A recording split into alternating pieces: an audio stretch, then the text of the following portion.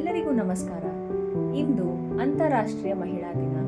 ಎಲ್ಲ ಮಹಿಳೆಯರಿಗೂ ಅಂತಾರಾಷ್ಟ್ರೀಯ ಮಹಿಳಾ ದಿನಾಚರಣೆಯ ಪ್ರೀತಿಯ ಶುಭಾಶಯಗಳು.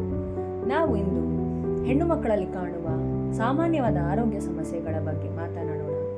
ಹೆಣ್ಣು ಮಕ್ಕಳ ಜೀವನದಲ್ಲಿ ಮೊದಲನೇ ಘಟ್ಟ ಅಂದರೆ ಅವರು ಋತುಮತಿಯರಾಗೋದು.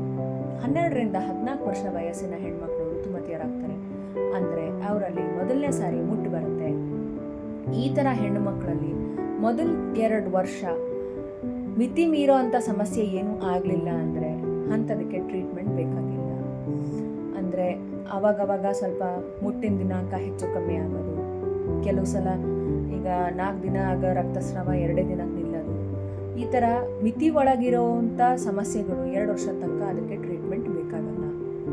2 ವರ್ಷ ಆದಮೇಲೂ ಮುಟ್ಟಾದಾಗ ಅತಿಯಾಗಿ ಹೊಟ್ಟೆ ನೋವು ಬರೋದು, ಅತಿಯಾದ ರಕ್ತಸ್ರಾವ ಆಗೋದು, ಮುಟ್ಟಾದಾಗ ರಕ್ತಸ್ರಾವ ಹೆಚ್ಚಿಗಾಗಿ ಅನಿಮಿಯಾ ಆಗೋದು ಅಥವಾ ಮುಟ್ಟು ತಿಂಗಳು ಬರದೇ ಇರೋದು, ಇವೆಲ್ಲ ಸಮಸ್ಯೆಗಳಾದಾಗ ಖಂಡಿತ ವೈದ್ಯರ ಸಲಹೆ ಬೇಕು.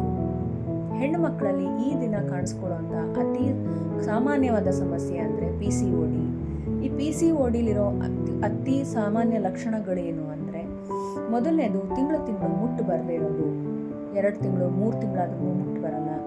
ಮುಟ್ಟು ಶುರು ಆದರೆ ರಕ್ತಸ್ರಾವ ನಿಲ್ಲಲ್ಲ. ಬಹಳ ದಿನ ರಕ್ತಸ್ರಾವ ಆಗೋದು, 15 ದಿನ 20 ದಿನ. ಆ ರಕ್ತಸ್ರಾವ ನಿಂತ ಮೇಲೆ ಮತ್ತೆ 2-3 ತಿಂಗಳು ಮುಟ್ಟಾಗಲ್ಲ. ಮುಟ್ಟಾದಾಗ ಅತಿಯಾದ ಹೊಟ್ಟೆ ನೋವು ಬರೋದು, ಆಮೇಲೆ ಮುಖದ ಮೇಲೆ ಗಡ್ಡ ಮೀಸೆ ಇಂಥ ಕಡೆ ಕೂದಲು ಕಾಣಿಸ್ಕೊಳ್ಳೋದು, ಕುತ್ತಿಗೆ ಸುತ್ತಲೂ ಕರ್ರಗಾಗೋದು, ಇವೆಲ್ಲ ಸಮಸ್ಯೆಗಳಿದ್ರೆ ಇದಕ್ಕೆ PCODನೇ ಕಾರಣ. ಈ ಸಮಸ್ಯೆ ಇದ್ದರೆ ಇದಕ್ಕೂ ವೈದ್ಯರ ಸಲಹೆ ಖಂಡಿತವಾಗಿ ಬೇಕು. ಇನ್ನು ಮಹಿಳೆಯರಿಗೆ ಅಂತಿಮ ಘಟ್ಟ ಮುಟ್ಟಿನ ಸಮಸ್ಯೆ ಆಗೋದು ಯಾವಾಗ ಅಂದರೆ ಮೆನೋಪಾಸ್ ಟೈಮ್. ಅಂದರೆ 45ರಿಂದ 55 ವರ್ಷದಿರೋ ಹೆಣ್ಣುಮಕ್ಕಳಿಗೆ ಮೆನೋಪಾಸ್ ಅಂದರೆ ಮುಟ್ಟು ಪರ್ಮನೆಂಟಾಗಿ ಸ್ಟಾಪ್ ಆಗೋದು. ಒಂದು ಇಡೀ ವರ್ಷ ಒಂದೇ ಸಲ ಮುಟ್ಟು ಬರಲಿಲ್ಲ ಅಂದರೆ ಆವಾಗ ಅದನ್ನು ಮೆನೋಪಾಸ್ ಅಂತೀವಿ. ಎಷ್ಟೋ ಜನ ಹೆಣ್ಣುಮಕ್ಕಳಿಗೆ ಏನೂ ಸಮಸ್ಯೆ ಆಗದೆ ಮುಟ್ಟು ನಿಲ್ಲುತ್ತೆ. ಆದರೆ ಕೆಲವು ಹೆಣ್ಣು ಮಕ್ಕಳಿಗೆ ಅತಿಯಾದ ರಕ್ತಸ್ರಾವ ಆಗೋದು, ಆಮೇಲೆ ಹಾಟ್ ಫ್ಲಶಸ್ ಅಂತೀವಿ, ಅವಾಗವಾಗ ಸಡನ್ನಾಗಿ ಸೆಕೆ ಆಗೋದು, ಸಡನ್ನಾಗಿ ಚಳಿ ಆಗೋದು, ಆಮೇಲೆ ಮೂಡ್ ಸ್ವಿಂಗ್ಸ್, ಇರಿಟೇಷನ್ ಆಗೋದು, ಬೈಬೇಕು ಅನಿಸೋದು, ಭಾಳ ಸುಮ್ಮನೆ ಸಿಟ್ಟು ಬರೋದು, ಇಂಥ ಸಮಸ್ಯೆಗಳನ್ನು ಆಗ್ಬೋದು.